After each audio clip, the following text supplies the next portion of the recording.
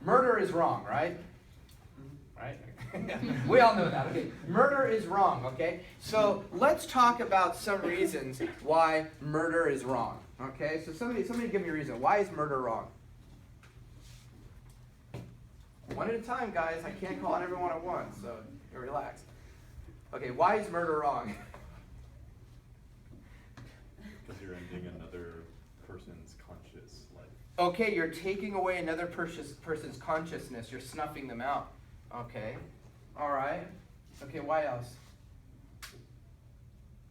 Why is it wrong to murder? The Bible says so. The Bible says so. A person can say that. It's a violation of the 5th commandment. That's right. Okay. Why else? There's some kind of real obvious answers that you might not, I'll say it and you'll be like, well, duh. Okay. Can you think of like a real obvious reason why it's wrong to murder?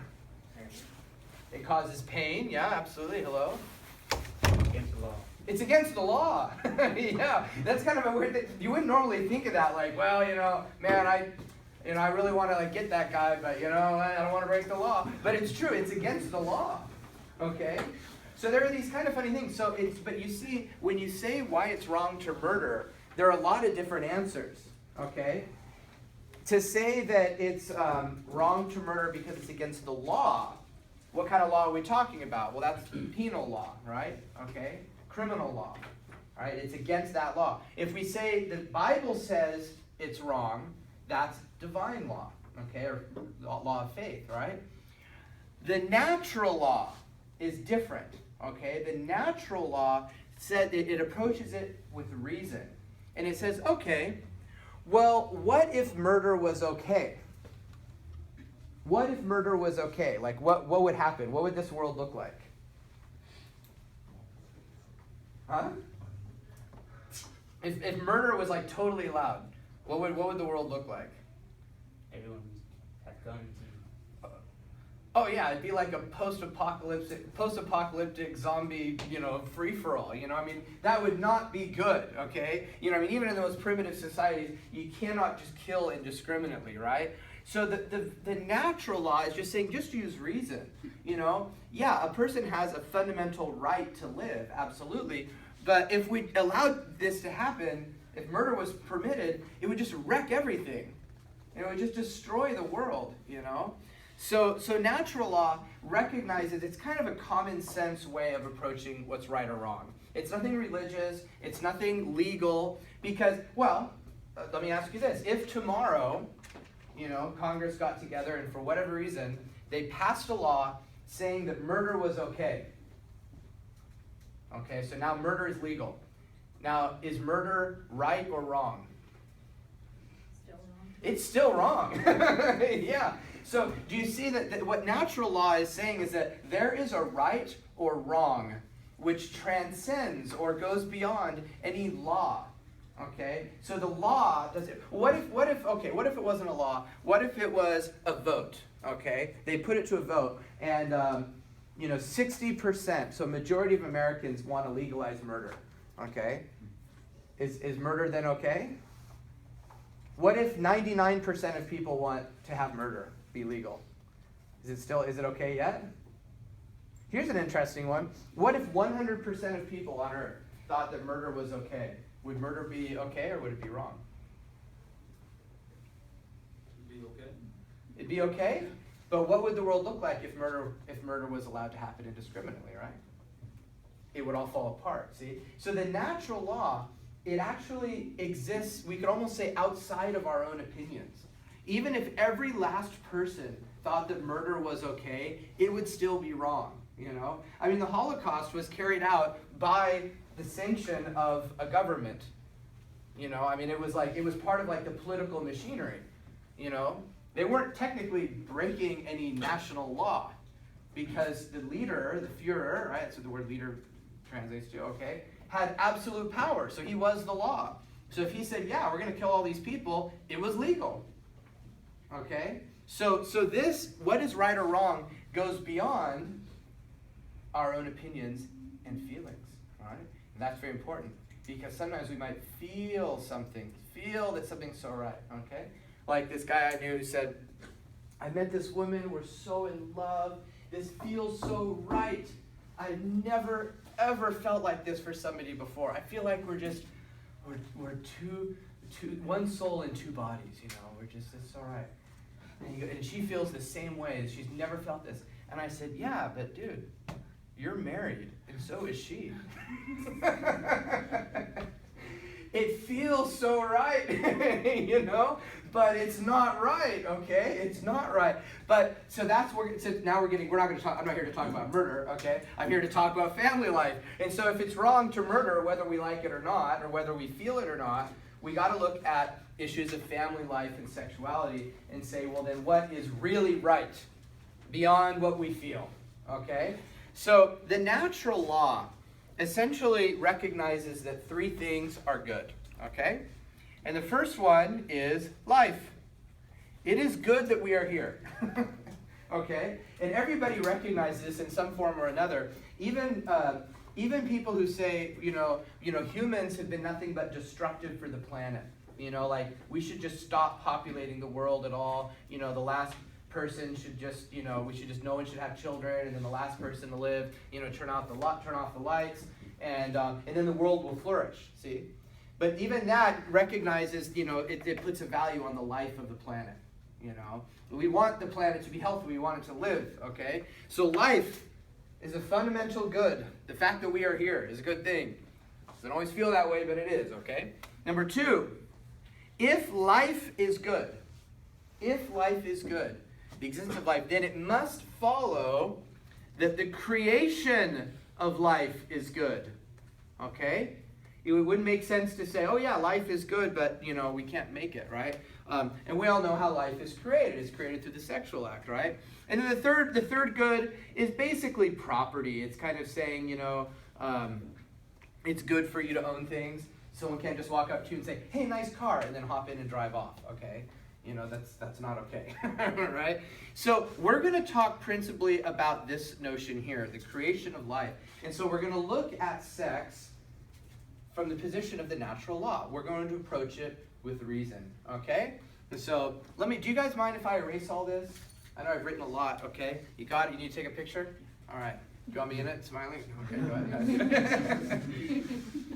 So now sex is one of those things like, you know, murder, we're all kind of like, yeah, you know, murder's wrong, right? But once we get into areas of sexuality, there ends up being a little more contention, you know? In fact, when you look at it, a lot of modern, kind of the modern culture wars, you know, kind of surround issues of sexuality. But it's important to go back to the drawing board and say, well, what's this all about? And so, sex. Okay, what is sex for? Anyone? Procreation. Okay. Now this is I mean with humans, this is with animals. Obviously, when you get down on the evolutionary chain, it's, you know, where life is continued not through sex through binary male and female. It's kind of like cells divide and that sort of thing. But when we look at humans, sex procreation occurs through sex. Okay, so is sex a good thing? Yeah, it's good because it's how life is created. So we wouldn't say that sex is like an ethically neutral thing. Like it is a good thing, okay? But what else is sex for besides procreation? Recreation. Okay, I'll put it as I'm gonna say pleasure, enjoyment, whatever you want to call it. Okay.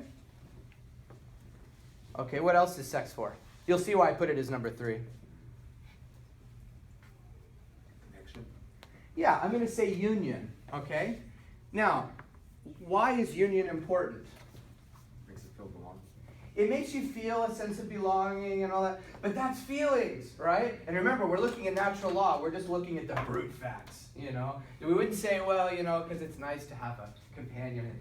No, there is a real reason, a scientific reason, if you will, an anthropological reason. Why, hi, how you doing? Why it is good for human beings to pair bond.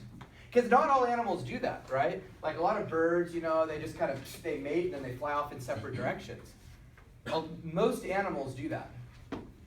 The vast majority of animals just, they pair bond, and it's very unusual for animals to bond for life like humans do. Why do you reckon it's important for humans to pair bond? In particular, keeping in mind this number one, procreation. We're stronger as a community. We are stronger as a community, or I could put it even a more straightforward way. Imagine for a moment if humans procreated like animals, okay? You just meet someone, you'd be like, oh, are you fertile? Boom, have sex, see ya, out the door. Now this girl's pregnant, and she has a baby, okay? Like stability. It provides a stability, and it helps raise the child. That's the real like scientific reason we could say why there's union between a husband and a wife. I know it's not like very romantic sounding, and I'm not saying that's everything, but when we get down to the nitty gritty, okay, it's important for humans to pair bond. Humans as mammals, okay, are unique among the mammals because most other mammals, most other animals, once they are born, they are matured very quickly. So have you ever seen either on TV or in real life like a horse being born, a little foal being born? Okay, it's like the mama just gives birth to this little baby horse, and then they use their teeth and they pull off the amniotic sac, and then like within a few minutes, like that little horse like stands up, and by the end of the day, the thing is running around. Okay, and like it'll chase around with the mom, and then within like a few months, that horse is ready to be on its own. Okay, human beings, by contrast. We take years to walk. We take years to walk. What takes most mammals a few hours takes us like at least a year and a half, 2 years, okay? It takes us a lot longer to be able to take care of ourselves, okay? So most animals, within a year, they're set. There are actually a lot of animals within a year are ready to mate and have their own young, okay? Dogs, horses, cows, whatever, within a year they're set. Okay? Human beings, by contrast, it takes us like 18 years, some people longer than that. It takes years to be ready to like live on your own. And so it's necessary that there be this pair bond between husband and wife in order to raise this child, okay? A lot of times when you look at natural law, it helps to kind of go look back to caveman days, Like what were things like back then, Because that's what we evolved for, We didn't evolve to like sit at desks and, have iPods and that, or iPads, whatever, that kind of thing, okay? We grew up on the savannah, the African savannah, and that's what we were used to. And while it's hard for a single mother now, it certainly is, right? But I guarantee you, it was way harder on the African savannah because back then, food resources were very scarce. And so it was very important, just kind of that traditional view that guys would go out and they'd hunt, and spear a zebra or something to bring home. And the women would typically gather berries, seeds, that kind of a thing. So it was a hunter-gatherer society, which for the major portion of our existence as humans, we've been hunters and gatherers. Okay, this kind of civilized, like let's read and let's, live in a civic society. That's a very recent thing for us as animals, okay?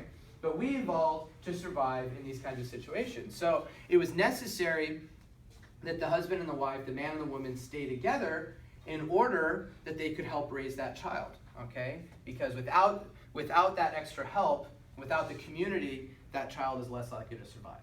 And in fact, even to this day, in most of the world that is not developed, there is a high infant mortality rate, okay? So that's why it's necessary